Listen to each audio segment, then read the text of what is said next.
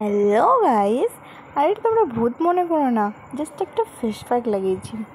কারণ পরে বলছি। বলো তো তোমরা আমাকে কেমন দেখাচ্ছে?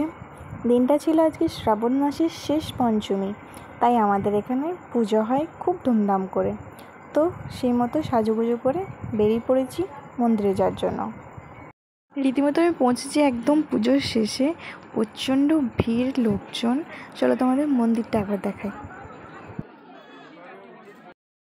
এই হচ্ছে আমাদের মনসা মায়ের মন্দির, আমার বাড়ির খুব কাছে। মন্দিরের কাছেই আমার মামার বাড়ি, তো একবার মামার বাড়ি থেকে ঘুরে আসবো।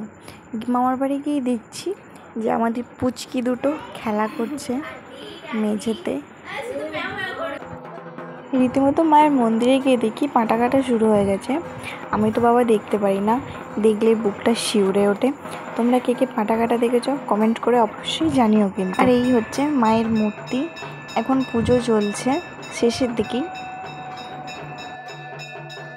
এখন পুজো কমপ্লিট হয়ে যাচ্ছি ব্রাহ্মণের বাড়িতে পুজোর বাটা দিতে, নৈবেদ্য।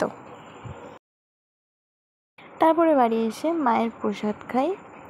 আমি উপোস ঠিক করিনি, সকালবেলায় দুটো আনারস খেয়েছি, তো এই প্রসাদ খেয়েই জল খেয়েছি, তারপরে ভাত খেয়ে নিয়েছি। দুপুরে খাওয়া দাওয়া সেরে জাস্ট ছাদে চলে যাই। ঠান্ডা ঠান্ডা হাওয়া দিচ্ছিল, জল পড়েনি, মানে বৃষ্টি পড়েনি, তো খুব সুন্দর হাওয়া দিচ্ছিল। সেই হাওয়াটা উপভোগ করার জন্য ছাদে গেছিলাম, দেখতেই পাচ্ছ। তো ব্লগটা এখানেই শেষ করলাম। ভালো লাগলে লাইক কমেন্ট শেয়ার করে দেবে।